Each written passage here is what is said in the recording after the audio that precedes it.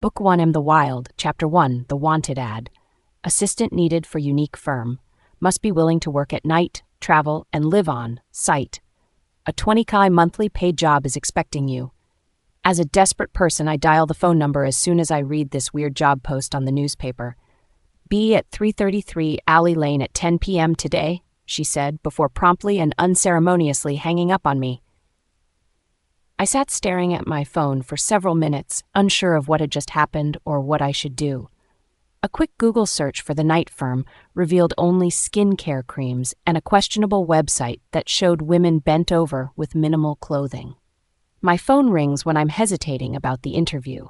Without looking at it, I know it's my therapist, asshole, Jerry. He stayed with me when I was at an all-time low, which fooled me to believe it was love. I was already controlled by him when I found it wasn't. Then I left him, but he'd been harassing me, so I can't give this job opportunity up, even if it's somehow weird. I dropped the phone into my bag and let myself out of my apartment, which involves unlocking 4 separate deadbolts I insisted my landlord install for me. I take a few moments to lock up, suck in my breath, and turn to face my future, facing this midnight job.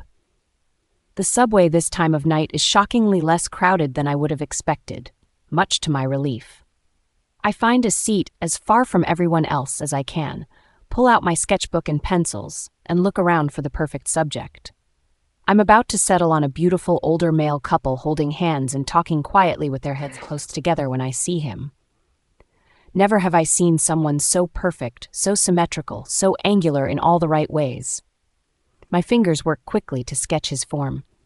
He's tall, maybe 6'4" or 6'5", broad shoulders, tapered waist, all wrapped in a suit that looks custom, tailored just for his body. His dark hair is wild, falls past his collar, and complements his forest green eyes and pale skin. I'm completely lost in my drawing when a baritone voice with a British accent shocks me back to the present. That's an incredible likeness.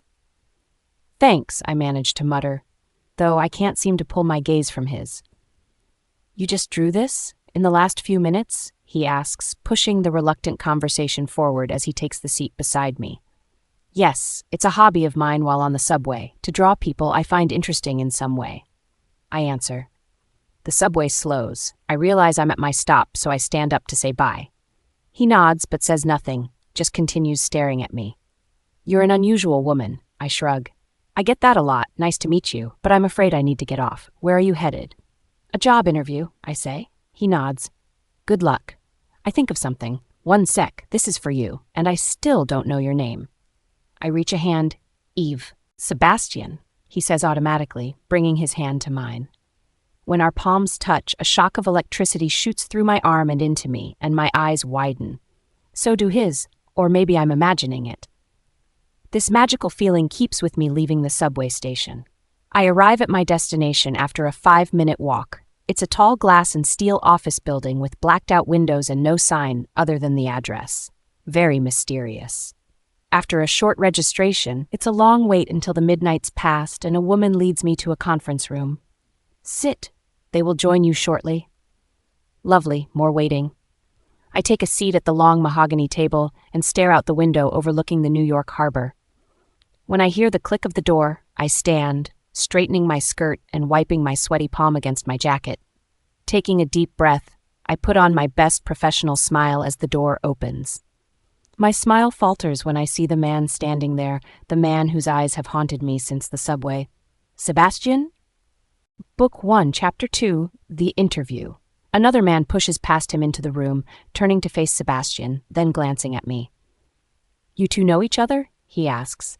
He has the same British accent as Sebastian. No, Sebastian says, pulling his eyes away from mine and taking a seat as far from me as possible. Then I see 3 men coming in through the door. The man who just asked is just as tall as Sebastian, though his build is leaner. Both of them have the same pale skin. He smiles at me, and I'm dazzled by his charm and his dimpled chin as he introduces himself. I'm Derek Knight, he says as he takes my hand to shake it. Curious, he says under his breath before taking a seat near me. This is our brother Sebastian, but you seem to already know his name? I nod, returning to my seat. We briefly met in the subway a few hours ago. Derek raises an eyebrow at his brother. You took the subway? Sebastian shrugs and still doesn't look at me. I'm Elijah Knight. He nodded at me. He's blonde with blue eyes. In fact, all four brothers have an animalistic energy to them, wild and untamed, despite the expensive suits and polished exterior. The last brother steps forward and extends his hand, a small frown on his face. I'm Liam Knight, he says. Welcome to the Knight firm. We realize this is a bit of an unusual interview, Derek says, smiling. Thank you for agreeing to come. I nod. I'm certainly intrigued. Do I now get to find out what kind of job I'm applying for? Once again, the most critical question I need answered is interrupted when the door opens, and a woman pushing a cart walks through. She wears a white robe tied around her waist with a knotted sash. It's such a pleasure to finally meet you, my dear, she says in a different accent than the brothers, more Irish than British. I'm Matilda Knight, the grandmother of these boys. If they give you any trouble, you just let me know. I brought snacks and drinks for everyone. She hands every boy a wine, but thicker beverage, a cup of tea and a plate of biscuits. Thank you, I say, my curiosity about this job and this family ever growing. The conversation remains suspended until Matilda left the office. To address your question, Derek says, the role you're applying for here is a bit unusual. We need someone to manage schedules, help with clients, and assist with any investigations, emergencies, or events that arise. I nod. Okay. I'm definitely capable of doing that, but I pull out my resume from my bag and place it before me while he continues speaking. And we're not an ordinary firm. You'd be working from sundown to sunup, and our location frequently changes, so it's something of a live-in position. Live in? I'd have to live here? In an office building? No. You'd live in our home, with us. Just the four of you. And our grandmother and other staff, he says. My nerves tingle, and my flash hits me with a wave of light that makes me almost vomit. Where is your home? I ask. That's complicated, he says. This is a waste of time, Sebastian says, speaking for the first time since meeting began. Derek looks at him. What do you mean? I don't think she's suitable for this job. She's not qualified. Not qualified? What could you possibly know about my qualifications? Or anything about me at all? You haven't asked about my work history or seen my resume. You have no idea what I'm capable of. I stand, to the surprise of all four of them, and walk to Sebastian, shoving my resume in his face. I'll have you know I'm more than qualified to work for you. In fact, overqualified. I graduated from Harvard's MBA program with honors. I was managing director of the last company I worked for. I'm probably more qualified than you to run your business, whatever the hell it is. You should be working for me. Sebastian shoves the resume aside. And where did you get your law degree? He asks with ice in his voice. What? I ask, confused. If you're more qualified than me to run my business, you must have a law degree. After all, we are a law firm. Where did you get your law degree? I don't see it on your resume. This is a law firm? I ask, more confused than ever. What kind of law firm does interviews at midnight? Derek shoots Sebastian a stern look and takes the resume from him. We offer our services to a niche clientele, one you will have to become familiar with, should you choose to accept this job. Who are your clients? Vampires, I say with a laugh. But none of them smile. She's not the one, Sebastian says again, and I'm stung by his rejection. Despite my qualifications, I grab my bag and make my way to the door, pulling it open in one harsh movement, but then I stop and glance back at Sebastian, leveling him with my stare. Harvard, I say. He narrows his eyes at me, confused. My law degree, I clarify. It's from Harvard as well. I didn't put it on my resume because I didn't take the bar, and I was never told what kind of firm this was. And with those closing words, I storm out and slam the door behind me. I want to leave here, but I can't find the way out, which makes me extremely nervous. Then I open a door of a room. The room looks like a medieval castle with blue flames floating. A flame flows towards me, making me black out. I dreamt of my father and my brother. I try to cling to the vision of my brother and my father, two men now lost to me forever, to the memories that feel more real than the present sometimes, but consciousness steals him from me once again. When I come to, my head is still pounding, but it's no longer splintering into jagged edges. It's just a normal headache. Voices in the hall give me pause. I strain my ears to listen, then slowly lift myself to standing and creep towards the door, retrieving my bag along the way. She's a mundane. She'll never fit into this world. It's not worth the risk. That sounds like Sebastian, his voice deep and commanding. She's exactly what we need. Did you see who wrote her letter of recommendation? Do you want to tell Richard Dwarvas that his protégé isn't good enough for us? Derek pauses dramatically, and I almost laughed. Rick would have laughed. Even if she weren't, he continues, we are out of time. He'll be expecting us by week's end. She is hot, tempered, and ill, suited to this world. I think that one is Liam. You're one to call someone out for being hot-tempered, Derek says haughtily. And if any of you have a better idea, now's the time to give it voice. We need her. You know we do. The four of you need to pipe down, Matilda's voice interjects. The girl passed out and is in my office. What? Sebastian says with a fierce growl. Oh, calm yourself, boy. She'll be fine. I gave her some tea to help. Poor thing. She'll feel it when she wakes up, though. I don't need to hear more. I just need to get the hell out of this office of horrors. Coming here was a giant mistake, one I intend to immediately remedy. Luckily, I don't get lost this time. I go through an open office space quickly. People in here are so busy. Some are making calls, while some are leafing through law books. As I walk down the stairs to the first floor, a casual glance takes my breath away. Inside a conference room, one woman stands apart from the rest, and no one seems to acknowledge her presence. It takes me a moment to register what I'm seeing. She has long silver hair down to her feet, styled into hundreds of tiny braids. Her skin is a deep black, dark as midnight, with freckles on her prominent cheekbones that glow silver like stars in the night sky. Her eyes are wide and large and are entirely silver, and on her forehead is a delicate silver horn. Stay out of this crazy hell. Stay out of Knight Brothers' way at all cost. I said this to myself. Book 1, Chapter 3. The Offer 01. I come back to my apartment by taking a taxi at 2 in the morning. I tip once again, mentally counting down how much, or rather how little money I have left. At my old job, the cost was no big deal. In fact, I had my sights set on something much grander before.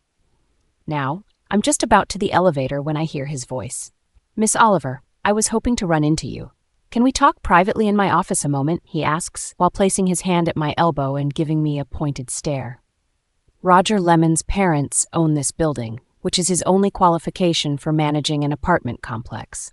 He's got a skinny mustache across a thin lip that makes him look Hitler-esque, but without the gravitas to lead a country. Miss Oliver, your payments are now several months past due. You have gotten my notices, I trust? Every single one of them, I say through gritted teeth. Then you know this cannot be allowed to go on. We will have to take, dare I say it, drastic measures if you do not get your account in compliance. I should have the money to you soon. I had a job interview today that looks promising. His thin lips pinch together, forming a crease between his eyebrows. I sympathize with what you've been through, but I think we've been patient long enough. I'll get you your money, I say.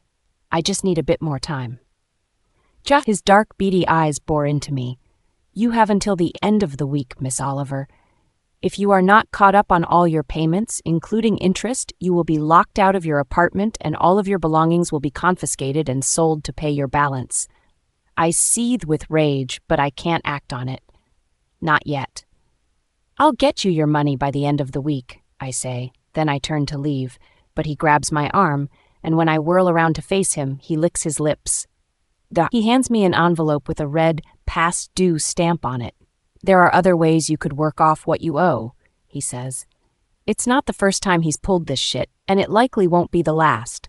I yank my arm out of his grip, knowing his fingers will leave bruises. I'll get you your money. I can feel his eyes watching me as I go, and I force myself not to shiver. Once in my apartment, I triple lock the door behind me, draw the curtains, and head to my bedroom. But the past due envelope snags my attention, and I rip it open in frustration, my eyes burning when I read it through once, then twice. That bastard is charging an insane amount of interest.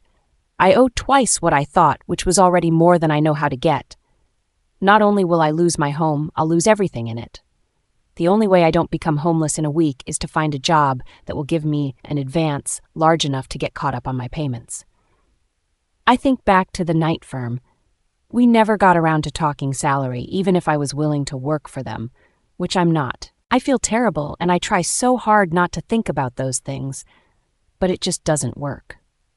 Halfway through the movie and the bottle of wine, I've nearly got myself convinced that my mind was playing tricks on me. I've been under tremendous stress for over a year now. I'm exhausted. I'm probably malnourished. That can do things to the brain. I just need to move on. Tomorrow I decide, refilling my glass. Tomorrow I'll go online, search for more jobs, find more interviews. With that decided, when I try to pour more wine, and only a reluctant drop comes out. A bit wobbly, I head back to the kitchen to uncork the other bottle when I'm interrupted by a knock at my door and the ringing of the doorbell. This shocks me almost more than anything else this evening. No one comes to visit here, certainly not in the middle of the night. If it's Roger, that slimy bastard, I'm going to sue his ass for harassment. I school my face into one of a fierce warrior, then I march to the door and swing it open, ready for battle. You can go shove it up your ass if you think I'm going to. Hello, Eve, Sebastian Knight says, standing in my hallway with a pissy expression on his god-like face. I see your outburst in the office isn't a one-off. I thought you were someone else, I say, my wine-addled brain sluggish. What are you doing here? I cross my arms over my chest, feeling suddenly self-conscious in my cat slippers and matching robe. He hands me an envelope. I was sent to give you this. What is it? I ask, taking it from him. As I do, our fingers touch, and that sense of an earthquake rocking my insides overwhelms me again, though not unpleasantly. It's just intense, passionate, buried passion. He flinches at the touch, so I assume he feels something too, but isn't thrilled with it. It's a job offer, he says, ignoring whatever is going on between us. Are you serious? I ask, completely shocked. After that interview, why would I work for you, and why would you want me to? He shrugs, avoiding my eyes. It wasn't my decision. He turns to walk away, then pauses, glancing at me over his shoulder. But if I were you, I'd burn that paper and pretend you never heard of the night firm. Stick to the light like your father said. I watch until he disappears around the corner, then close my door, locking up once again. Back on the couch, I stare at the thick cream envelope stamped with a wax seal. How pretentious, but kinda cool, too. I break open the seal and unfold the letter. It's handwritten in calligraphy, so formal it feels like a summons from a king, not a job offer from a law firm. The night firm would like to offer Miss Eve Oliver the job of manager of operations, to begin immediately, or as soon as Miss Oliver can avail herself of the position. It is a full-time, live-in position with generous compensation and benefits. We await your decision. It ends with each of the 4 brothers' names and signatures, and stamped with an N matching the wax seal. There's a second page, this one indicating a generous signing bonus, salary, benefits, and spending budget for wardrobe, food, and more. The numbers make me gasp. I sit there in a daze, staring at the letter to make sure it's real and not something I'm imagining. This is enough to get caught up on my payments, and then some. Though I realize that since it's a live-in position, I wouldn't actually need this place anymore. Tears burn my eyes. This job could save me from bankruptcy and homelessness. 2 years ago, if you'd told me this is what my life would look like right now, I never would have believed you. I was happy, at the top of my career, in love with someone I thought was a great man, living in a luxury apartment in the heart of New York's poshest neighborhood. I had it all. Then I lost it all the day my brother called with the news. I didn't know it at the time. Not yet. But certain events in life have the ability to strip you of everything so slowly you don't realize it's happening until it's too late. Now I'm single, deeply in debt, unemployed, and as unhappy as I've ever been in my life. I glance down at the thick parchment, shaking my head. This could solve all my problems. I can't believe I'm considering it. That place was insane, even if I was only imagining parts of it. After all, the strange things I saw did happen after my explosive headache. I've never had one that bad, but even in the past, I've had moments of seeing things that weren't there. This might have felt more real, but that's likely due to the severity of the episode. So, what's really the problem with taking the job? I reach for my wine glass but realize I never finished opening the new bottle. Damn. The worst thing is that a few of the brothers clearly don't want me there, especially Sebastian. So what? I climbed to the top at my last job despite men like that, not because of them. I could do it again. Would do it again. I consider waiting until morning, but I realize this is now my new workday if I really am going to do this. Am I really going to do this? Apparently I am. I dial before I change my mind. The female twin answers, "This is Eve. May I please speak with Derek?" I decide to use his first name since Mr. Knight would bring all the boys running, and I only want to talk to the one who actually fought for me to be there. "Hello, Eve," his warm voice says a moment later. "I'll take the job," I say hurriedly before my liquid courage fades. "I'm delighted to hear that. Can we expect you to start tomorrow evening?" "You said this requires a live-in situation, yes?" "Yes. I might need a few days to get my belongings packed and my things in order, but I have a favor to ask." "What might that be?" Book 1, Chapter 5, The Offer, 3. She puts me on hold without a word. As usual, if I were them, I'd put someone more personable up front as the first contact, but that's just me. "Derek Knight here," he says in a distracted voice. "Hi, it's Eve," I say. I'm confused." "About what, Eve?" "I'm at the office, only the Knight firm no longer exists here." "Is this some kind of scam?" I ask. "How could this be a scam?" he asks.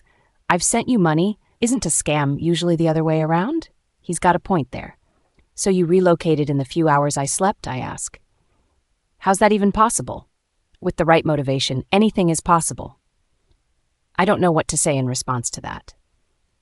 And we did make it clear that this job was live, in and involved travel. We go where our clients need us. "That's a highly unusual way for a law firm to do business," I say, which is honestly the biggest understatement in the history of understatements. "We are a highly unusual firm, Miss Oliver, as I'm sure you've noticed, but I am glad you called. The movers will be at your house in 2 hours. They should have everything done by noon." That seems unlikely, but I don't say as much. After all, anything is possible according to this guy. We end the call, and I run back to my apartment and shower before the movers arrive. If they really are on their way, I need to hurry. I pause in front of my brother's room, my hand resting on the cool metal doorknob. I haven't entered his room since the day he died. I know that sounds foolish, but it's like Schrödinger's cat. There's a box with a cat in it, and the cat has an equal chance of being alive or dead. But once you open the box, it's over, the truth staring at you. As long as I keep the door closed, I can pretend my brother yet lives. At least in my own mind. Once I open the door and face the emptiness, it'll be over. Still, it's time. I twist the knob and close my eyes, then push the door open. His scent, cinnamon and honey, hits me first, and it shocks me so much I crumple to my knees with a whimper. It's as if he was just here. How is that possible? I open my eyes and see that the room is empty as expected. It looks exactly as it did when he was alive, minus the hospital bed we rented for him. Now, in lieu of a bed, there are deep grooves in the carpets where the wheels had pressed in, but everything else is untouched.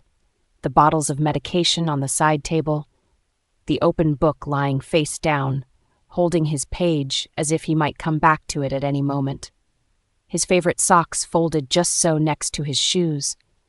A breeze catches the curtains of his window, blowing through the room gently, carrying more of his scent to me. I could have sworn the window had been locked. It always was. Adam and I fought about it constantly. He needed fresh air, but he refused to let me leave the windows open. "I don't want to stink up the rest of the world with the scent of my death," he'd said. And so his scent grew stronger in our home, turning from the beloved and comforting and familiar to a mutated version of itself, similar enough to inspire a fresh wave of grief, but more rancid and laced with rot, a reminder of what was to come. I suck in my breath and cross the room in 10 steps, stopping in front of the window. When I touch it, I feel the pull of a flash, but it fades before I can follow the thread. The window slams shut quite suddenly, and without my aid, or the aid of anyone as far as I can see. It must have been the wind. I turn towards the bedroom to face what remains of my brother. There are some things I cannot let someone else pack or even touch, not until I am done. And so I begin one item at a time, savoring the memory each of his belongings brings up in me, even as it slices a fresh wound in my already eviscerated heart. A sweet torture. In the end, I only keep one thing, his ring. He always wore it, to the very end. I gave it to him the day we both graduated college. I slip it onto my middle finger and then leave his bedroom for the last time. I don't know how it happened, but Derek wasn't wrong. The movers have everything cleared out by noon. I am left in an empty apartment save for my personal items. I've decided not to store anything and to take only what I truly need and a few keepsakes. A fresh start, as it were. Letting them into my brother's room was the hardest part, but I know it's time to move on. He would want me to, if nothing else.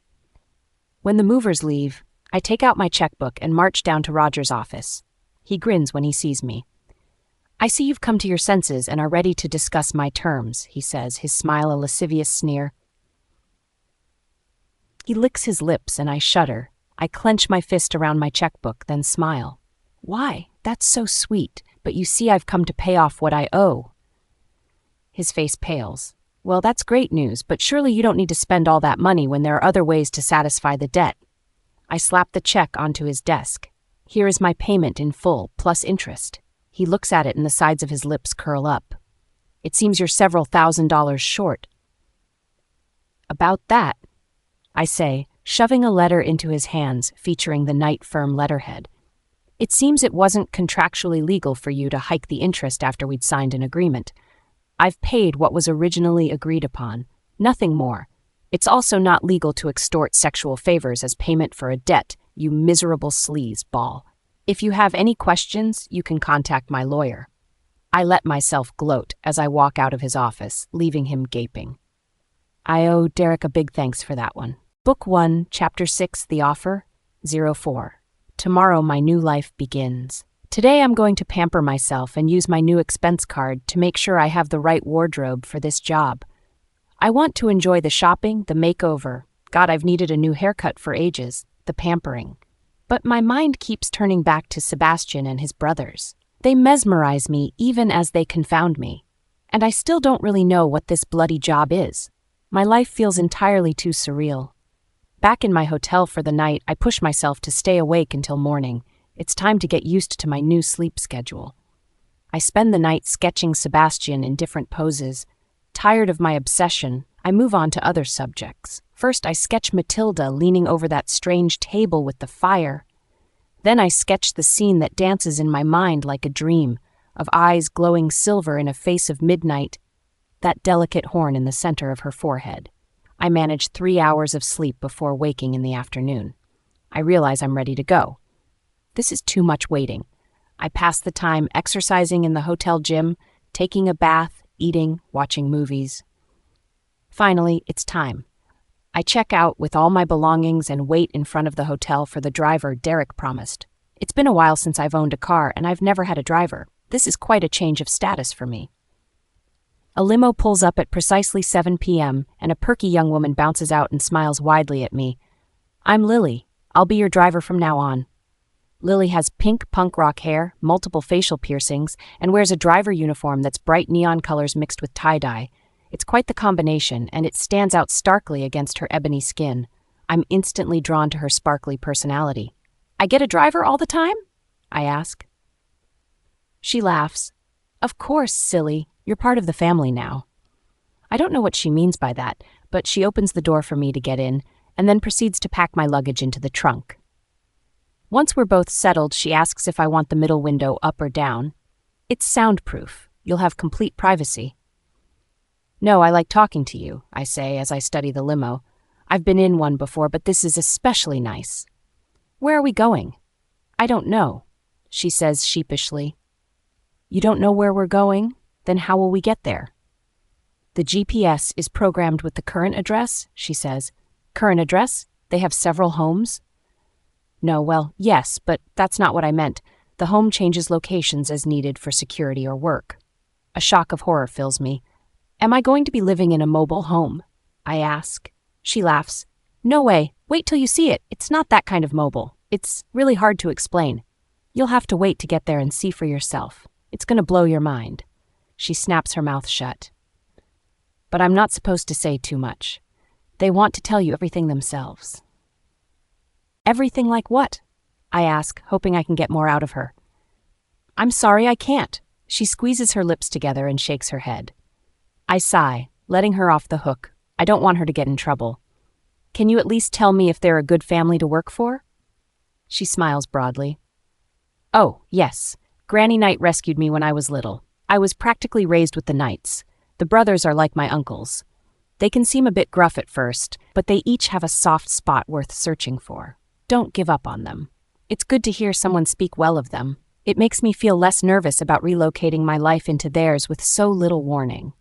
I resign myself to my own thoughts and wonder idly who Roger's next victim will be. A thought occurs to me, and I call Derek. Hello, Miss Oliver. I trust your driver is taking good care of you and that the movers were helpful? Oh, yes, to both, and call me Eve. I have another favor, and it's unusual. Oh, I'm intrigued, Derek says.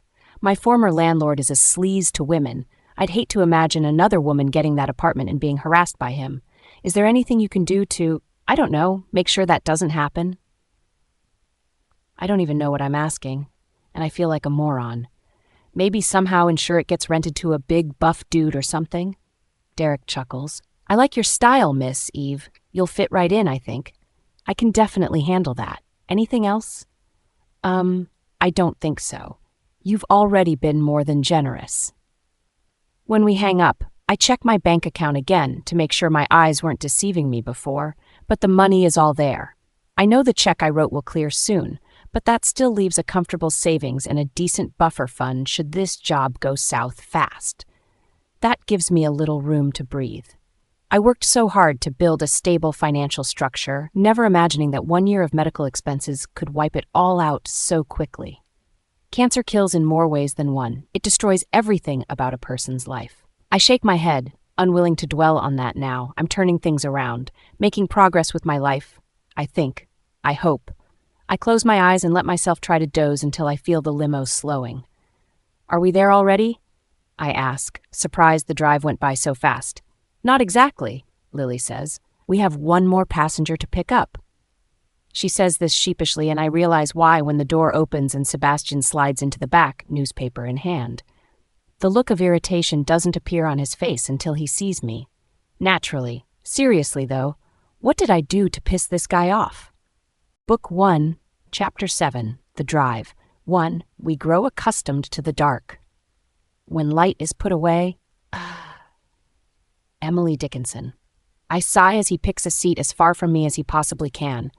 Fortunately, there's plenty of room back here and we don't have to sit too close to each other. Not that my body isn't craving being just a little bit closer to this insanely attractive man, but my brain knows better and I'm sticking with my brain for now. He gives me a curt nod.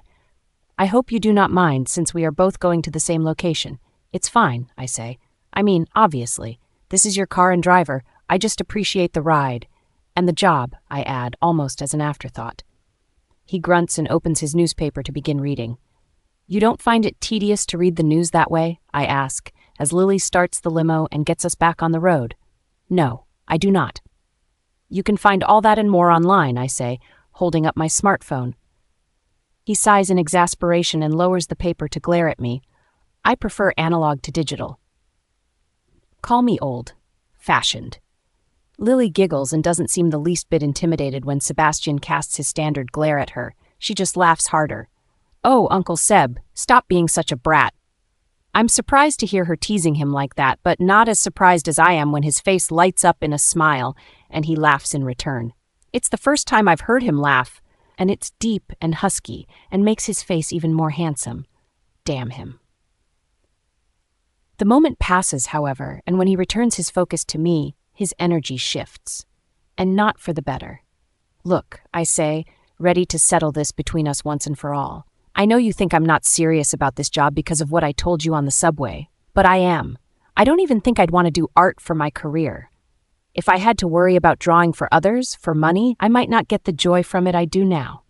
I meant what I said during the interview. I'm smart, educated, and resourceful. Granted, I'm still not entirely clear what my job is, or how your law firm even operates effectively if it's only open at night, but I can promise you I will learn everything I need to and quickly. I work hard, study hard, and always excel at what I do. Always. So if you'll just give me a chance, you'll find that I'm an excellent employee. I say this all in one breath, and when I'm done, I slump back into my seat, emotionally spent. He stares for a moment and then says, "Do not presume to know my thoughts, Miss Oliver." And with that, he finds the next page of his newspaper and turns away from me once more. I've clearly been dismissed. Determined to make some use out of what is proving to be a long car ride with an unpleasant companion, I pull out my sketchbook and close my eyes. I take a deep breath and mentally count backwards from 10.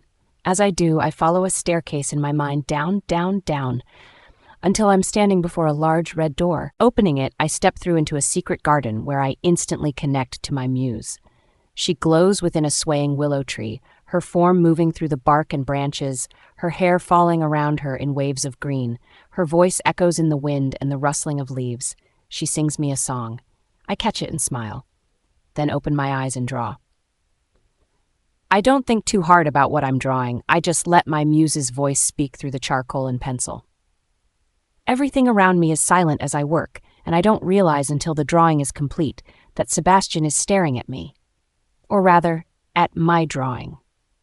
I study it myself, now that my focus is returning to normal and my head is clearing. 4 men, clearly the Knight brothers, stand back to back, forming a circle around a woman, surrounded by a dark and menacing wood with trees that look alive and hungry in the worst possible way. The brothers hold drawn swords, steel glinting in the moonlight. I am the woman they are guarding. We're all standing in the center of a pentagram burned into the grass beneath our feet. Sebastian is still staring, and I quickly close my sketchbook and slip it into my bag, embarrassed that my boss saw what I drew. Embarrassed that my subconscious pulled that image out of my mind for this exercise, and more than a little unnerved at what that image might mean. How did you learn to do that? Sebastian asks. Do what? Draw? Well, yes, that too. But how did you learn to induce a trance state so easily? I taught myself. Both things. As a kid, I loved drawing, and the obsession never went away. I drew on anything I could with anything I could. By the time I was 10, I was selling my drawings to the neighbors. My brother was my business partner and marketer, I say with a smile. He could sell shoes to a shoemaker. He'd go door to door, and by the time he would come back, all my art would be sold. I didn't learn until much later that he was the one buying most of it, because he didn't want me to give up on my dreams. I suck in a breath to keep myself from rambling even more.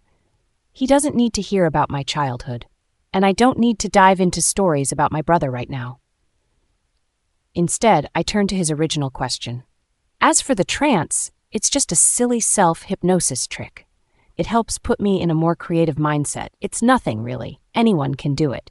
Just Google a YouTube video. He scoffs at that. Trust me, it is not nothing, as you say, and I do not watch the YouTube. I snort, laugh at that in a very unladylike way. What are you, 90 years old? The YouTube? Oh dear, you have so much to learn. Book 1, Chapter 8, The Drive, 2. No offense, but I highly doubt there's anything you could possibly teach me, he says, and then he snaps up his newspaper and proceeds to ignore me again. How could I possibly find that offensive? I ask, with a sharp dose of sarcasm before I turn away from him, folding my arms firmly across my chest to reinforce my point. I press my lips together, biting my tongue to avoid saying something hot, headed and stupid to my new boss who already doesn't like me. The boss I now have to live with. What have I gotten myself into? I wonder, not for the first time and very likely not for the last. The minutes tick by slowly, and the exhaustion of the last couple of days seeps into my bones. Just as I'm about to doze off, my flash buzzes in my head. My eyes blink open as my body slams forward. My seatbelt tightens around my waist and chest, digging into my skin even through my clothes, pushing out all the breath in me. And then my world is spinning wildly, toppling end over end, crunching and slamming and crashing into itself. Pain shoots through me, but I can't tell where on my body it specifically hurts. My nerves dance, lit up like current pouring through live wires. I feel everything until it becomes a kind of nothing. When I can think clearly again, I find I'm hanging from my seatbelt upside down in what's left of the car, my head spinning and my breathing coming in short gasps. There's a voice, but I can't find the face it belongs to. He's saying my name. Eve, focus on me. Eve, stay with me. I blink. Something thick drips into my eyes, stinging. The face in question comes into focus, and though my mind is sluggish and words and names come reluctantly, as if being dragged through tar, the visceral response of my body is instant. Warmth floods me, and I feel myself sinking into him like into quicksand. Sebastian, I say with a raspy throat. What happened? We hit a deer. The limo flipped. I need to get you out of here. I'm going to unbuckle you, but I need you to hold on to me. Can you do that? I lick my parched lips and nod. His words sound like they're coming from underwater, but I think I understand. He reaches for me, one hand wrapping behind my back, the other hand over my waist. Are you ready? He asks. I nod, then mumble, yes. My heart quickens in fear, anticipation, as he unlatches the seatbelt. Gravity takes over, and I fall unceremoniously into his arms. The removal of pressure causes blood to rush into my extremities, leading to pain. A whole lot of pain. I look down and see a metal rod sticking out of my right leg. Holy shit, I scream as my leg spasms. I reach to pull the rod out, but Sebastian stops me. It's safer to leave it for now. I'm fighting to breathe, my ribs aching with the effort to move oxygen through my body. I bury my face in his chest, closing my eyes against whatever is happening outside his embrace. Fear pulses through me, tainting my body with the sour smell of it. Everything slows, and there's an unearthly quiet outside for a moment before a loud whump comes from somewhere behind us, and heat begins penetrating the back seat, filling it with smoke. For a moment I contemplate my own death, that this might be my last moment on Earth. I find I'm not as scared as I always expected I would be. I will be with my parents and my brother, with my family, but I don't die. Not now, anyways. Sebastian holds me close to him, crouching in the ruined limo. I need you to trust me, he says, his mouth pressed against my ear. I nod. Good. I'm going to set you down so I can pry the door open. Stay close to me. I nod, ignoring the panic rising in my chest and the pain spreading through me. My lungs fill with smoke and I choke as he puts me on the floor. Actually, the ceiling, since we're upside down, beside him, my head pounding, my vision dancing with specks of light. I glance toward the front of the limo, where Lily was, but she's not there. Did she get thrown out of the car when we crashed? Sebastian grunts, pulling my attention back to him, as he uses his muscular legs to kick the door. I'm about to tell him that's not going to work, but my mouth clamps shut when the door flies off the hinges and into the street. I stare in confused wonder and awe, the pain from my injuries subsiding at the distraction of seeing Sebastian perform superhuman feats of strength. I've read stories about this, about the adrenaline surge that can happen during a life or death crisis, how it can give ordinary people extraordinary strength for a few moments to accomplish the impossible. And Sebastian certainly isn't ordinary. He's anything but. Before I can process much more, he's lifting me into his arms. I grab my bag and clutch it to my chest as he extracts us from the wreckage of the burning limo, and then he runs. I expect to be jolted around like a sack of potatoes, but the motion is smooth, seemingly effortless, which is mind-boggling. Wait, Lily! We can't leave her! We have to go back! Book 1, Chapter 9, The Drive, 3. Lily got away, he says, showing no sign of wariness. She knows what to do. We have to get out of here. His pace does not slow, and I'm beginning to worry he's going to try to run all the way to our final destination. Whereas his adrenaline may be everlasting, mine, alas, is not. It crashes, leaving me writhing in pain. I scream as I feel the deep wound of the metal bar plunged into my leg. Sebastian glances down at me, his brow furrowed. You are not dying. I know it hurts, but you will live. Help is coming. As if on cue, I hear the sound of an approaching vehicle and glance around to see a black sedan pull up beside us. Sebastian nods to it and somehow opens the back door, laying me gently in the back seat.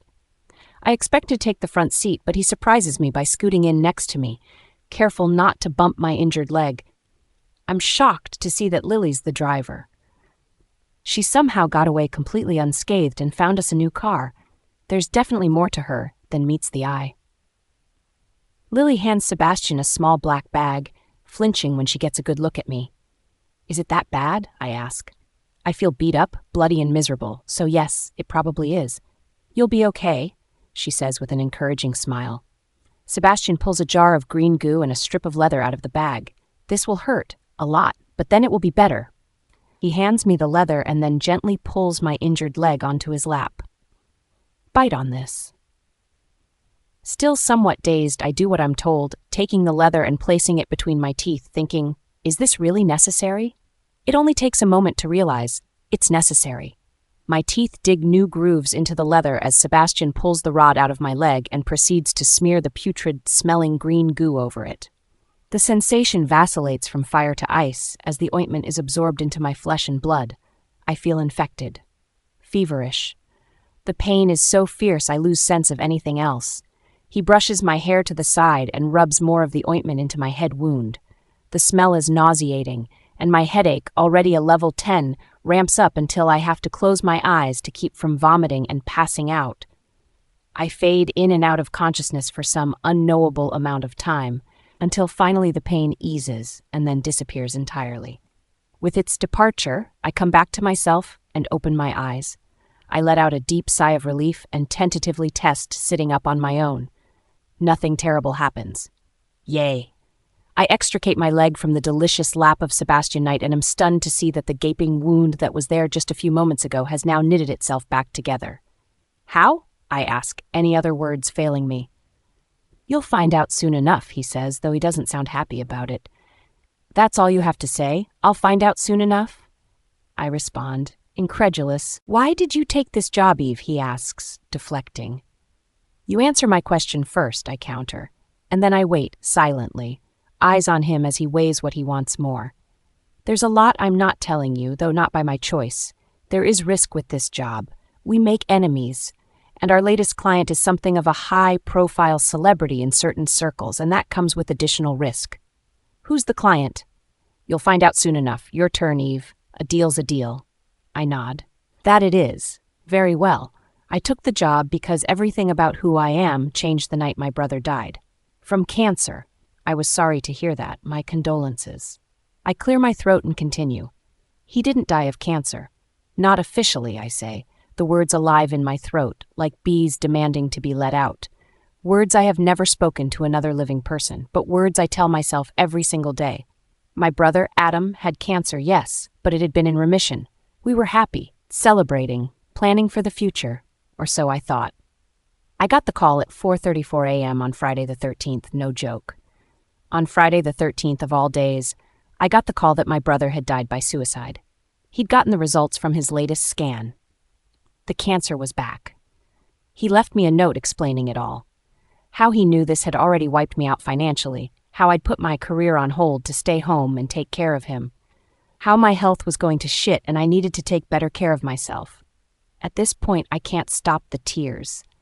They flow and the emotion sticks in my throat as I speak.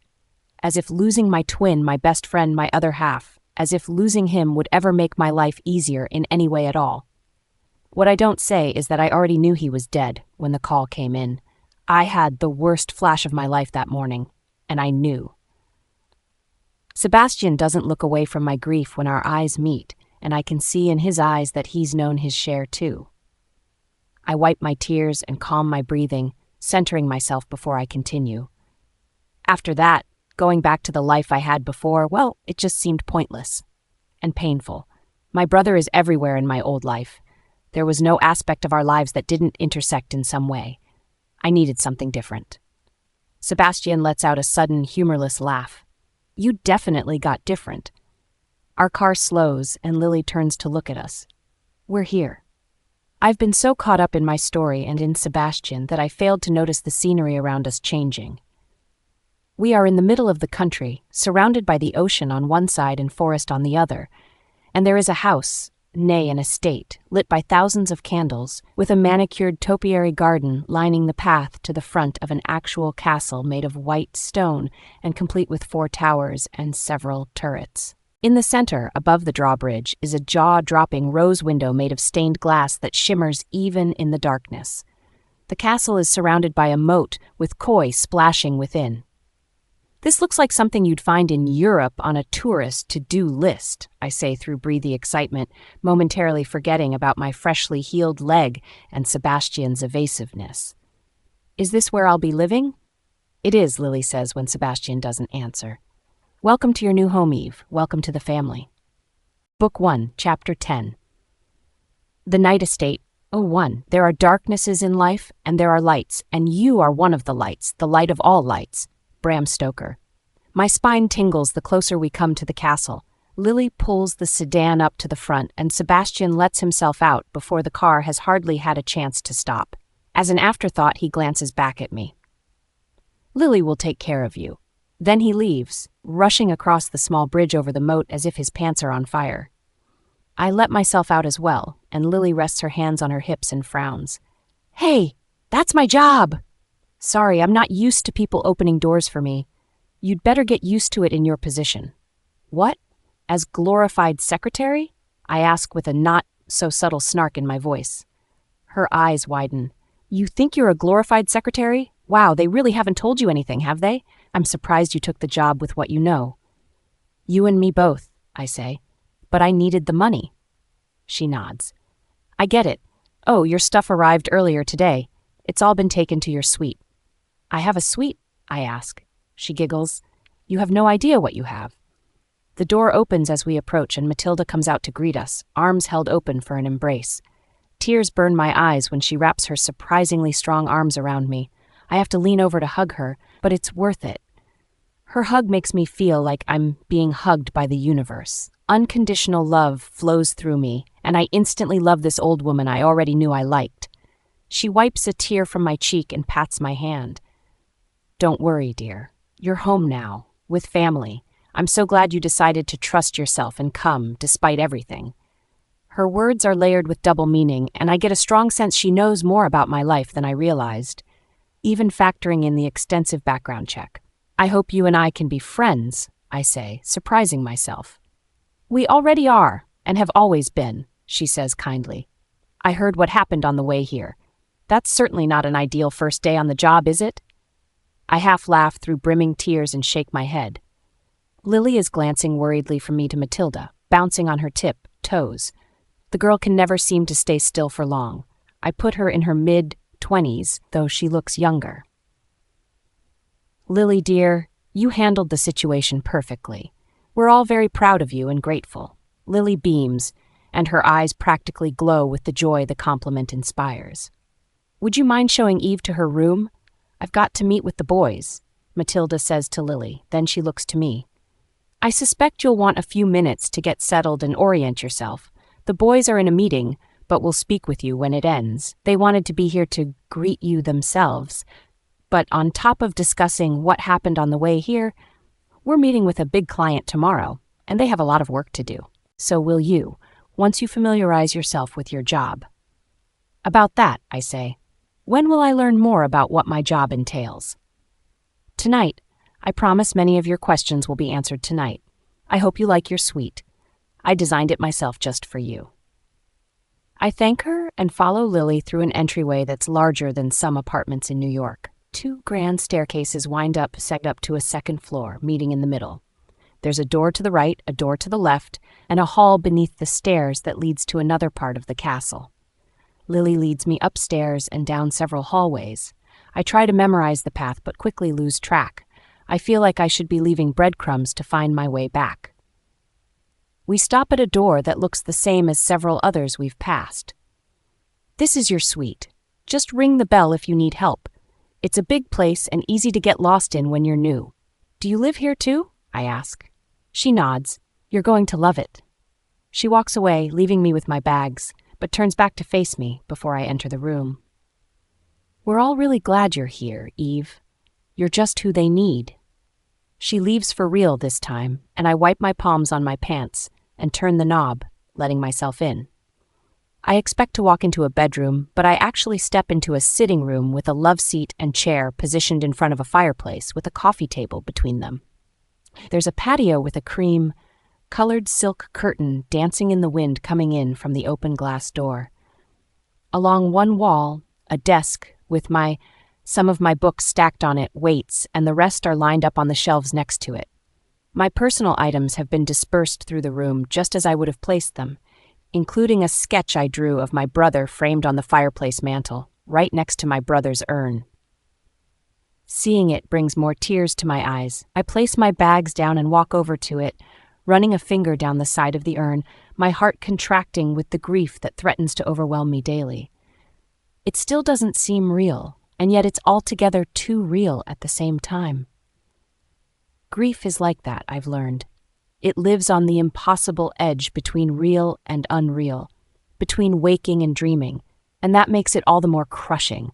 Not understanding what happened to the brother I knew, how his body, the fullness of his life, could be reduced to a handful of ashes. Book 1, Chapter 11, The Night Estate, 02. I turn away from his remains and focus on exploring the rest of the room. The hand-painted tile flooring is partially covered by thick rugs to take the chill off, and the blazing fire in the hearth warms the space. A large bookshelf covers one wall and is filled with books, some of them mine, some new. Well, old, actually, but new to me. Mine stand out as the only ones without leather covers. In another corner is a two-person table with a bowl of fruit and a jug of juice or wine atop it. There's another jug with water and a bar with stronger drinks to the side. I step through a door and into my bedroom, which boasts another lit fire with two comfortable leather chairs in front of it, and a huge 4-poster canopy bed carved from a beautiful light wood and decorated with cherry blossoms. A thick purple velvet comforter covers it, and I push my hand into the bed and sigh at how luxurious it feels. Way better than the bed I just sold. There's a large wardrobe that reveals all my clothes unpacked when I open it, plus other clothes, very fancy dresses and suits that I've never seen before but are all in my size with matching shoes. The new clothes are Gothic and Renaissance in style, which is unusual but beautiful and clearly expensively made with the finest craftsmanship and fabrics. I've been well off in the past, comfortable enough to live in a nice neighborhood in New York, buy nice clothes, and go to restaurants when I wanted. Granted, I had to sell anything of value to help pay Adam's medical expenses and relocate to a much cheaper apartment, but I still remember that life. But as I look around, I realize this is a whole other level of wealth that most people can only dream about. The bathroom is spacious, with a huge tub in the center of the room. One wall is made of stone and hides the shower behind it. There's no door, just stone walls and floor with a window overlooking the grounds, though I'm high enough up that I don't think anyone can see me from here. It's not immediately clear how to operate the shower or tub, and I make a mental note to ask someone how to work all of this. I return to my bedroom and realize there's one box under the bed that hasn't been unpacked. I pull it out and find a note on it, written in formal script, signed by Sebastian. I thought you might want to unpack this one yourself, so I had the movers leave it. I open the box and discover that it contains my brother's belongings. I pull out his old college hoodie. A sob chokes my throat as I put it on, hugging it around me. His scent has surely faded after all this time. Wargrav, but I can still smell him. Maybe it's in my mind, but I cling to it nonetheless. Oh, Adam, you were too young. This shouldn't have happened. There's another balcony door in my bedroom, and I step out and realize the balconies are connected into one large one, with a small table and 2 chairs outside, and several beautiful plants adding an earthiness to the space. It's dark, but the sky is full of moonlight, and the stars are bright. I take a deep breath of the crisp late fall air and close my eyes, listening to the sounds of the night creatures. I always loved the night, the darkness, the eye of the moon on me. It never occurred to me I would end up in a job that required me to live in the night, but I'm finding myself excited by the prospect. The moon holds the secrets the sun cannot see, but I want to see them. I want to know all the secrets the moon holds. I want to see the wild woman again. I want to feel the power she held. And I realize I also want to get to know my new home. Slipping my phone into my pocket and grabbing my sketchbook, I leave my room and hope I'll be able to find my way back.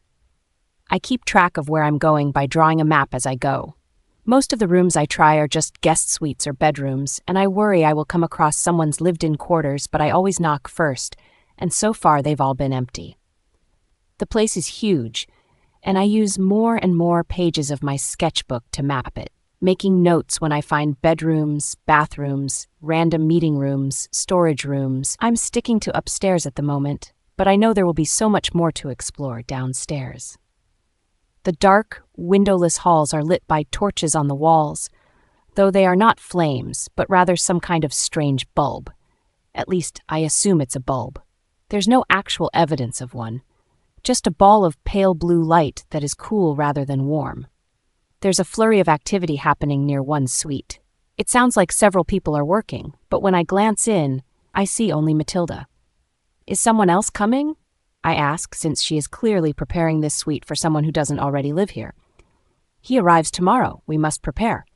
She is distracted and looks around as if trying to find help. Who's he? Book 1, Chapter 13, The Night Brothers. Oh, 1. I am a forest and a night of dark trees, but he who is not afraid of my darkness will find banks full of roses under my cypresses. Friedrich Nietzsche. She needs to learn. Do you think he will be as gentle if she mocks him the way she mocked us? The voice wakes me from my sleep, but I don't stir or open my eyes. I don't want anyone to know I'm conscious. I hope to glean more feigning sleep than I've managed to learn thus far while awake. Though pieces of the mystery are starting to fall into place, I still can't make sense of any of it. Nothing I've experienced with this family makes sense, actually. She wasn't mocking. That's Derek. I appreciate how he always defends me. He seems to be the only one who's really been on my side since I was interviewed and subsequently hired to this job I'm beginning to regret. There's a deep ache in my neck, and my brain is still trying to put it all together in a way that doesn't make me sound crazy. It's to be expected, Derek continues, that she would have trouble embracing the truth immediately. We have to give her time, not attack her, and make her fear us. You nearly killed her. That's nonsense, says the first voice. Liam. Flashes penetrate the fog in my brain and cut through the pain in my throat. Liam, his teeth unnaturally long. Liam pinning me against the wall with superhuman strength. Liam's teeth sinking into my neck. Blood. I feel nauseous and quickly sit up, afraid of choking should I vomit. I see a water basin on the dresser by the bedside and grab it, leaning over it to retch, though there's little in my stomach to empty. Still, my body convulses, and I feel bad for whoever has to deal with my mess. My head spins, my throat burns and aches, like my muscles are tearing, and I close my eyes, moaning in pain as the hell continues. Cool hands touch my face, and I open my eyes to find Sebastian standing beside the bed. Eve, he says gently, but I recoil from his touch, scrambling away from him until I'm pushed up against the headboard, as far from him as I can get without leaving the bed. Don't touch me, I tell him, the memories of what Liam did to me still fresh in my mind, layered over other memories of abuse, pain, betrayal. I glance toward the door, wondering if I can cross the distance to it before Sebastian can catch me, and he seems to read my mind. It's okay, Eve. I'm not going to hurt you. Right, I tell him as anger slowly begins to replace my fear. And you expect me to believe that after what Liam did to me? He frowns. I am not Liam. No, but you're a vampire, just like he is. I respond hotly, realizing even as I say it that I've given a name to the elephant in the room. There's no denying the truth of my statement, and, thankfully, he doesn't try. It would just have been embarrassing for him if he had. He sighs and mentally seems to be counting to 10. Then, what Liam did was wrong, and I apologize for it. It shouldn't have happened. I've brought you something to help with the after effects. He hands me a glass of something purple and fizzy. Drink this. You'll thank me. I pause. Why should I trust you? Because I only wish to help. Carefully, I take the drink and sniff at the contents. The sweet smell has me nearly drooling despite myself, so I guzzle it in one shot and nearly puke it back up. How can something that smells so good taste so very awful? I gag, but force the vile brew down my throat at the quiet promptings of Sebastian, who takes the cup from me when I'm done and hands me a cold rag for my head. Eyeing him cautiously, I lie back down.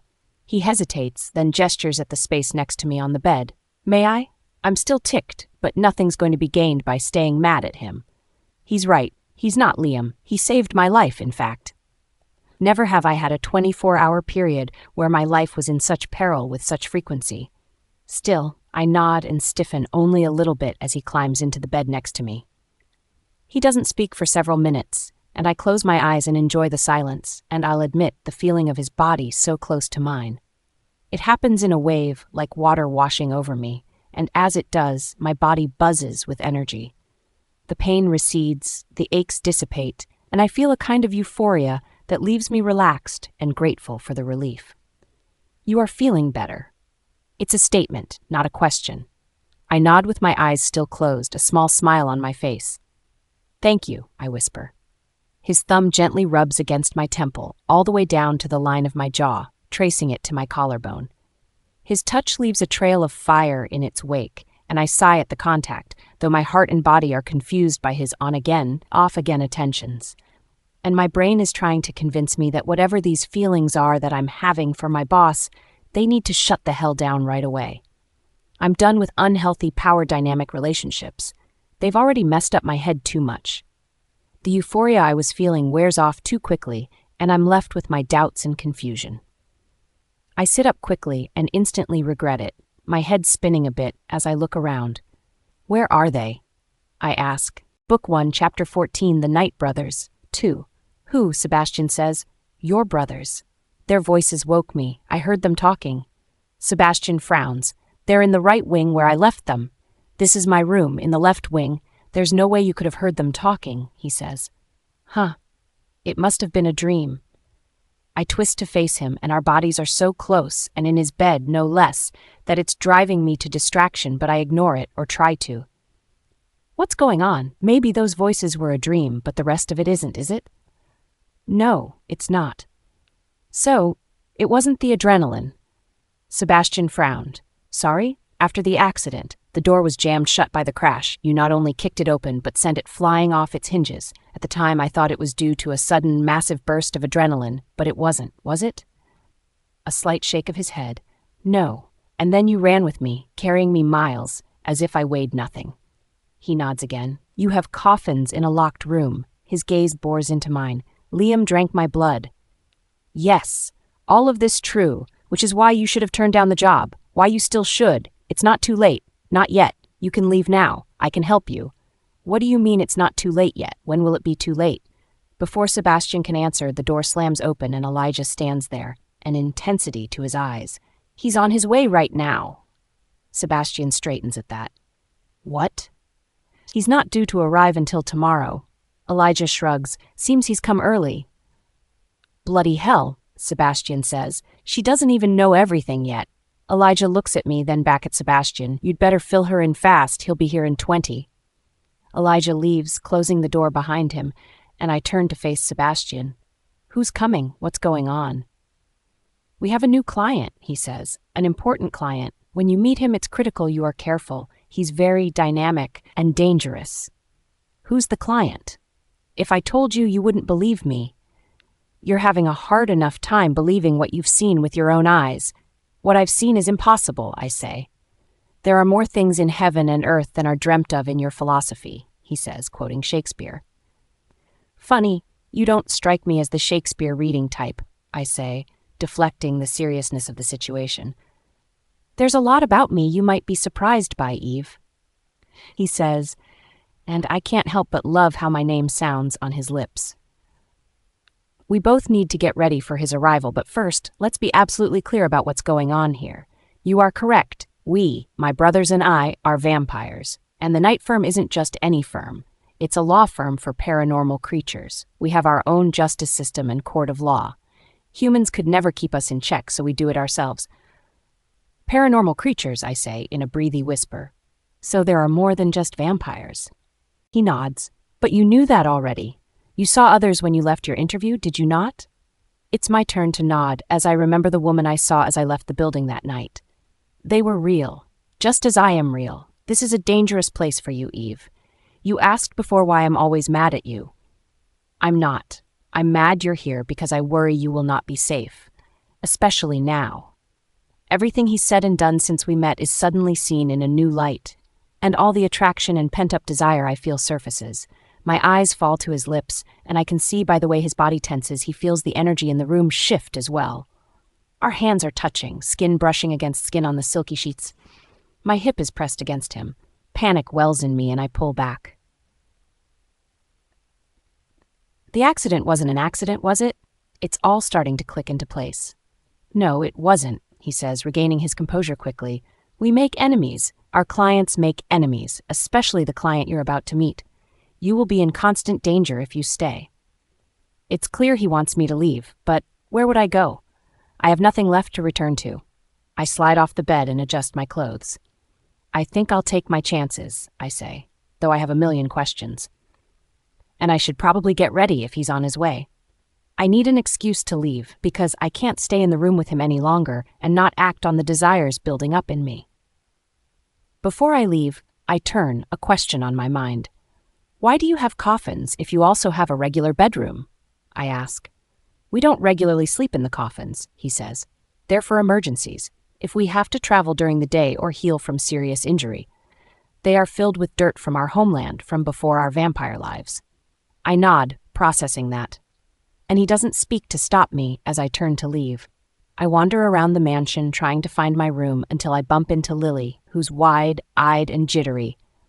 I've been looking everywhere for you. We have to get you dressed. Come on. She practically drags me to my room and once there, opens my closet and starts pulling out dresses. It needs to be perfect. This is a big deal. I can't tell if she's excited or nervous or both. I'm not sure how to feel. The Knight brothers seem pretty powerful. Who could they possibly be this jumpy about seeing?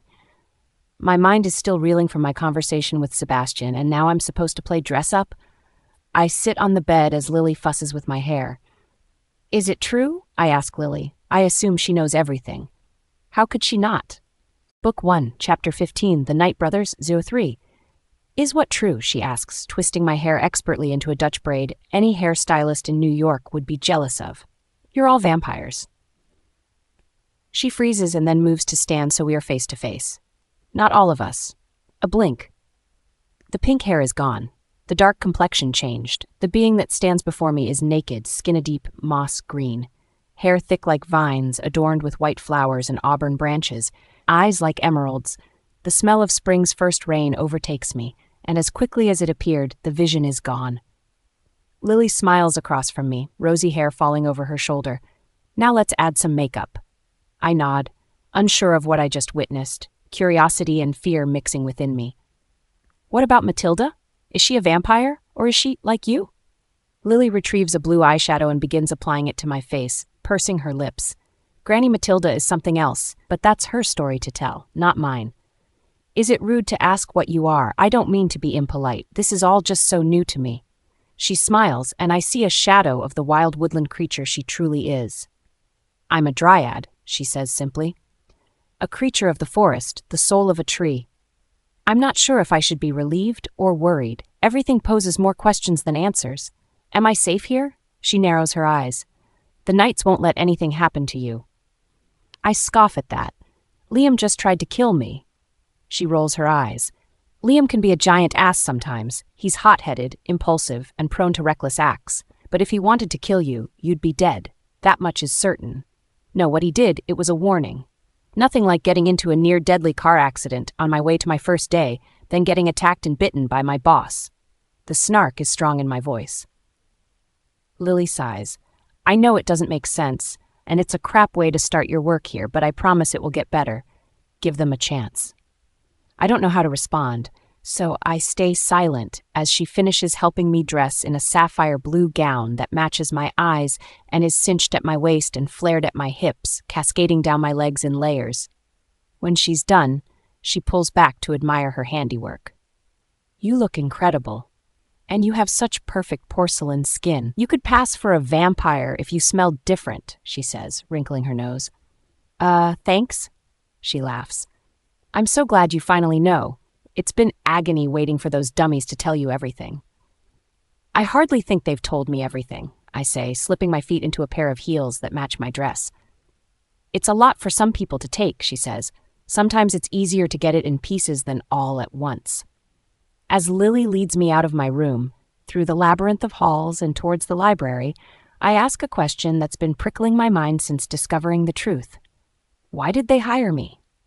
Lily shrugs. Your resume impressed them, I guess. I don't mean me specifically. Why did they hire a human? Why not stick with vampires or whatever else? Keep it in the family, so to speak. Why expose this world to an outsider for no reason? She stops and turns to frown at me. I could tell the moment we met that you belong here. If I can feel it, they can definitely feel it. And besides, you wouldn't have even heard about the job if you weren't the right person. With that, she continues to walk, but once again, I'm left with more questions. What do you mean? I would have seen it in the paper like everyone else. She laughs. That's funny. When she realizes I'm not laughing, she stops again. You're serious? Oh dear. There's just so much you don't know. Granny spelled the advertisement so that only the perfect candidate for the job would find it. In fact, they're the only one who would even be able to see it. You had the job the moment you called the number. You were the only candidate. We're moving again, and I try not to stumble over my dress as I work to keep pace with Lily's power walk. She spelled it, like with magic? Yup, she's got all kinds of spells up her sleeves. She even showed me how to make a potion that changes my hair color, which is really fun for when I'm out clubbing. I don't have time to unpack that statement as we have finally arrived at the library where the Knight brothers and Matilda are waiting. Sebastian gives me a brief nod and a slight smile of encouragement. Liam doesn't make eye contact with me. Coward. Elijah's eyes hold mine for a long moment, and it's as if a cool breeze dances against my skin when he looks at me like that. I feel an uncomfortable stirring in my body as I consider the quietest of the four brothers. Elijah always seems more contemplative. I can practically see his mind working even as he locks eyes with me. Derek heads to the bar, pours a drink, and walks over to me. For your nerves, he says, handing me the glass. You look beautiful. Thank you, I say, for the drink and the compliment. A glance at the bottle he poured from shows this is an expensive whiskey. I savor each sip, enjoying the way it burns as I swallow. I had hoped to have more time to explain everything, Derek says, his smile faltering. This has all happened faster than we expected. I wanted to apologize for my brother. He will never do that again. I give you my word. Despite his promise, or perhaps because of it, the anger bubbling inside me spills out. I'm not just upset, I realize. I'm royally pissed. Damn straight he won't, or I'll shove a wooden chair leg through his heart faster than he can blink. Derek stares at me wide-eyed, jaw slack. Before he can say anything, I turn and glare in Liam's direction. He's studiously ignoring me. That won't do. Won't do at all. Downing the rest of my drink, I set the finely etched crystal glass on the table slowly and deliberately, and then head straight over to Liam, getting right in his face so he can't avoid my gaze anymore.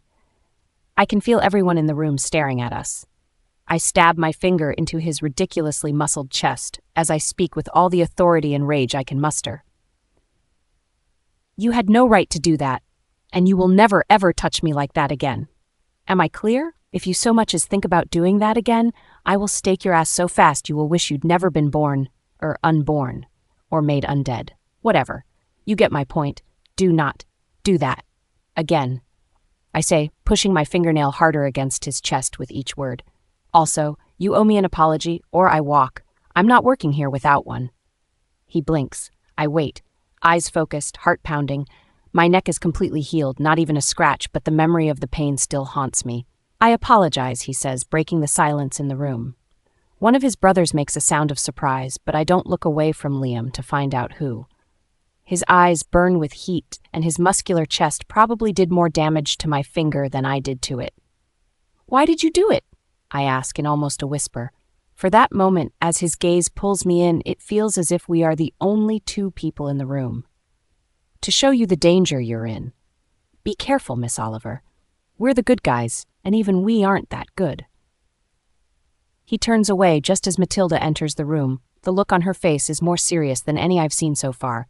Addressing the brothers, she says, Your guest has arrived. Shall I show him in? Please, Derek replies. He glances at me quickly, winking flirtatiously before turning his attention back to the library entrance. The tension in the room ramps up. I have no idea what to expect since everyone here is so damn tight-lipped, but I know it's something big. My palms are suddenly sweaty, but I can't wipe them on my dress. It'll stain. I consider surreptitiously wiping them on the nearby chair, but I can feel Sebastian's gaze upon me, and I do my best to resist. A moment later, he passes me his handkerchief. Take a deep breath, he says. We have our reasons to be worried, but you needn't fear for anything, he whispers as I gratefully wipe my hands dry. And then all eyes are on the doorway as Matilda returns, our guest in tow. "May I present the eminent Count Dracula," she says solemnly. "Book 1, Chapter 17, The Guest 02. "Not entirely," Derek says, "but close. It's a compulsion that's hard to resist, and if you resist too long, it can cause serious pain.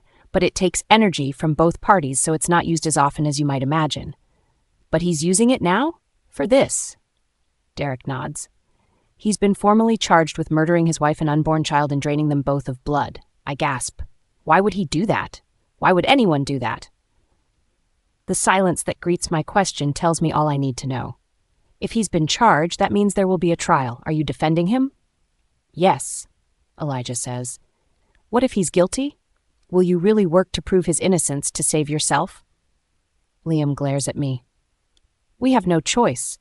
It's not the pain that's the problem. Eventually the compulsion will work. No one is strong enough to resist, especially not when it's Dracula himself. And besides, it's not our job to determine guilt or innocence. After all, who are we to judge?" "Then let's get to work," I say. "I need to bone up on my knowledge of your legal system. Where do I start?" They all stare at me, and a flicker of a smile appears on Matilda's face. "Elijah, dear, why don't you take Eve to your study and give her an overview, then direct her to the right books so she can get started?" Elijah nods. "Would you like to change first?" I look down at my formal gown and nod. "Yes, I would actually. Thank you."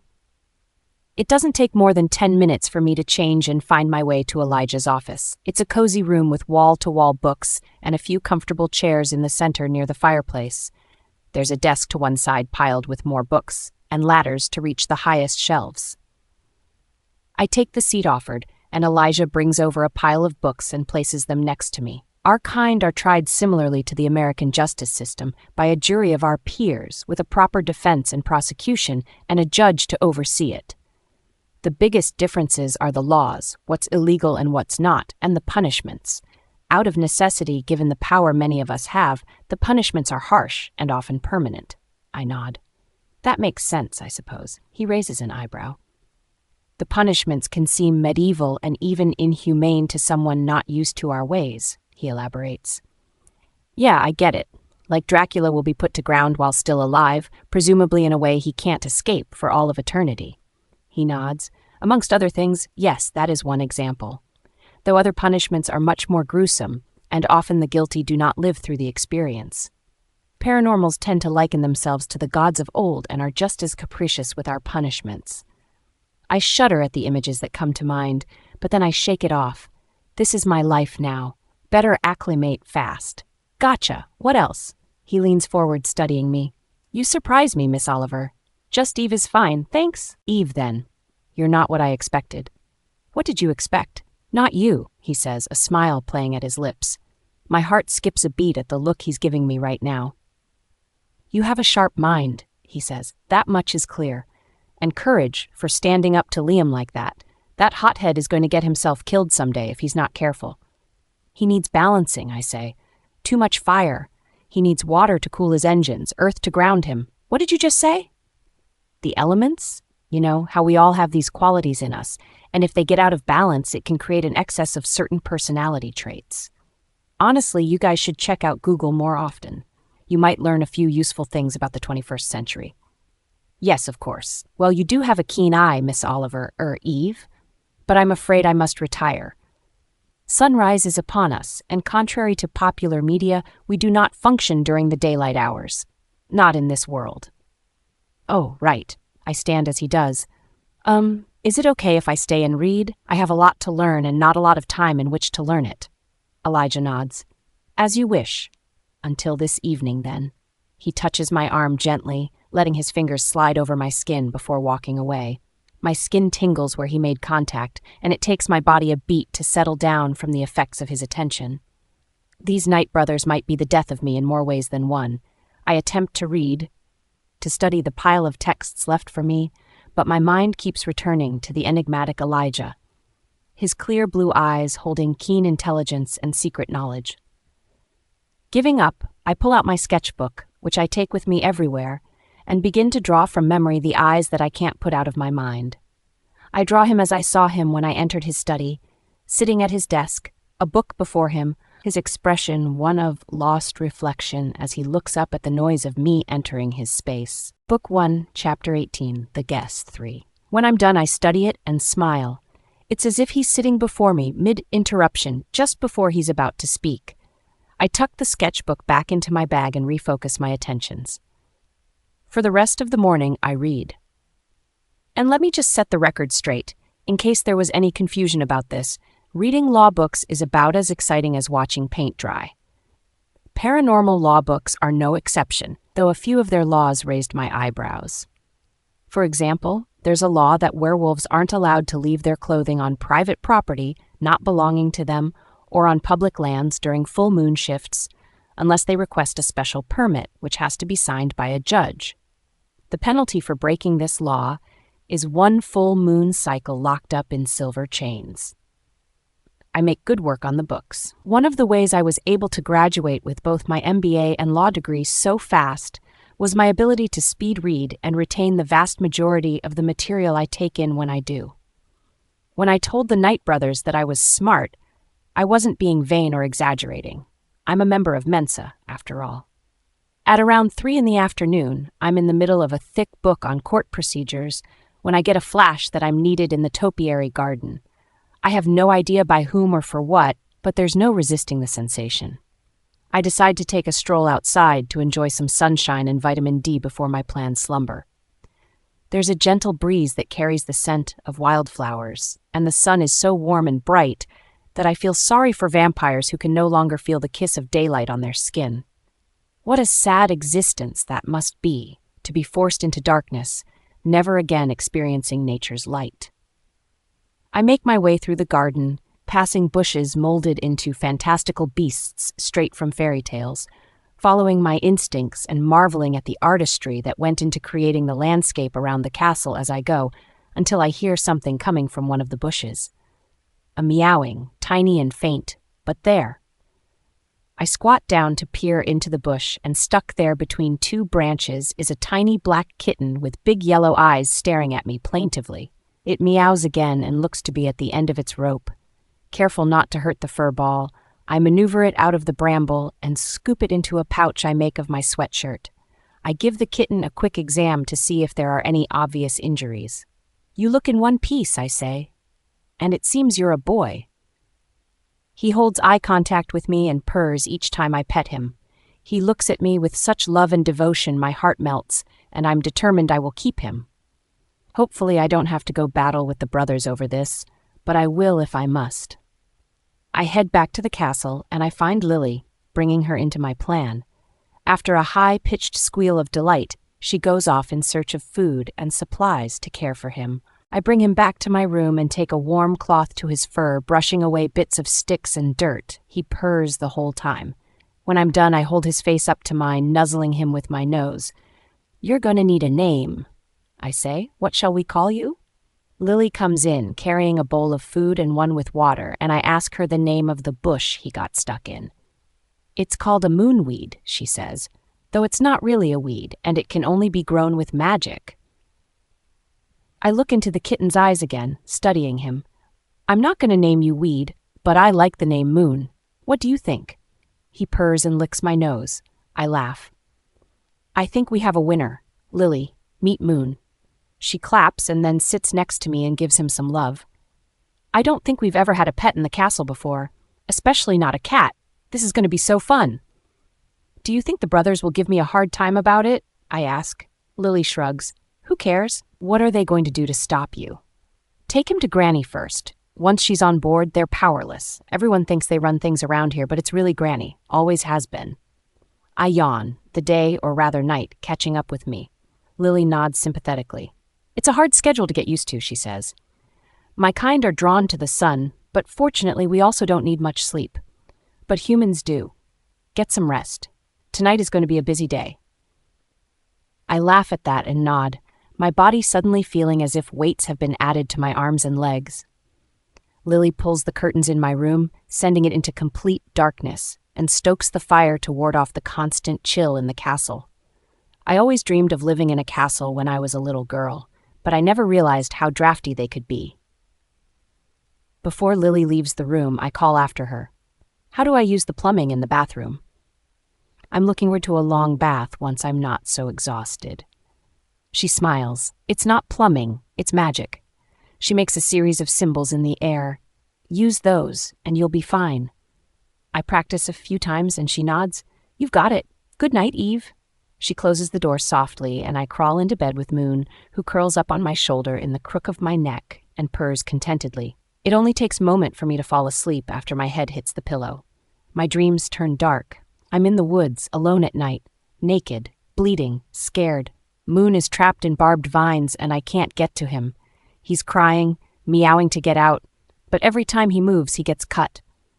My hands and arms are covered in bloody gashes, but I've made no progress in getting him free. Then a tall man walks up to me, black cape flowing behind him. It's Dracula, his pale face shining in the moonlight. He walks with a black ebony cane tipped with jade at the handle, his dark eyes taking everything in.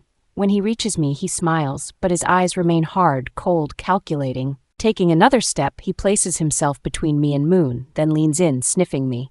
You smell different, he says. How have they not noticed? Then he pulls my body towards him, his pupils dilating as he brings my bloody hands up to his mouth. His tongue flicks out, licking one of the wounds, and he smiles. Ah, now I understand. He laughs, dropping my arm, and reaches into the vines to pull out Moon. He does not get cut, but rather seems to repel the barbed plants away. I reach for Moon, grateful he's okay, when Dracula clutches the kitten around the neck. He stares at me for a moment. Never trust us, he says. Then he snaps Moon's neck. I wake with a scream, and Moon startles from my shoulder, meowing and stretching as I jerk up in bed. I see him grooming himself, and relief floods me. It was just a dream. But my flash is screaming at me, buzzing under my skin in a way I can't ignore. Dracula is dangerous. That much I know. The question is how dangerous? Dangerous enough to kill and drain his wife and unborn child? Dangerous enough to be a threat to the Knights and to me and Moon? That's the question I need answered. And soon. Book 1, Chapter 20, The Legend. Lily leaves the table first, impressed but bored. Then Matilda, who kisses my head and whispers something in another language in my ear. Liam and Derek are quick to follow. Sebastian stays the longest, surprisingly. He's studying me as I recite and give my opinion on entire passages in their complex law and history books. But even he eventually gets bored and leaves. At last, Elijah pauses, cocking his head. Extraordinary. It's been many, many years since I met anyone with a mind like yours. That perks my attention. Really, who was the last one, I ask? Al, he says. Al had a brilliant mind. I begged him to let me turn him before he died, but he refused, insisting that all life must cycle from dust to dust. Such a waste, though. Al? I ask. Albert, actually. He hated when I called him Al. Albert Einstein. My mouth drops. You knew Albert Einstein? He smiles. Yes. I don't know what's giving me the full-body buzz right now. The fact that I'm sitting in a house with beings who have lived with some of the most amazing talents and minds our world has ever seen, or the fact that he just favorably compared me to Albert Einstein. I feel giddy either way, and it's nice. Just then, my phone rings, and I answer on instinct, though the number isn't one I recognize.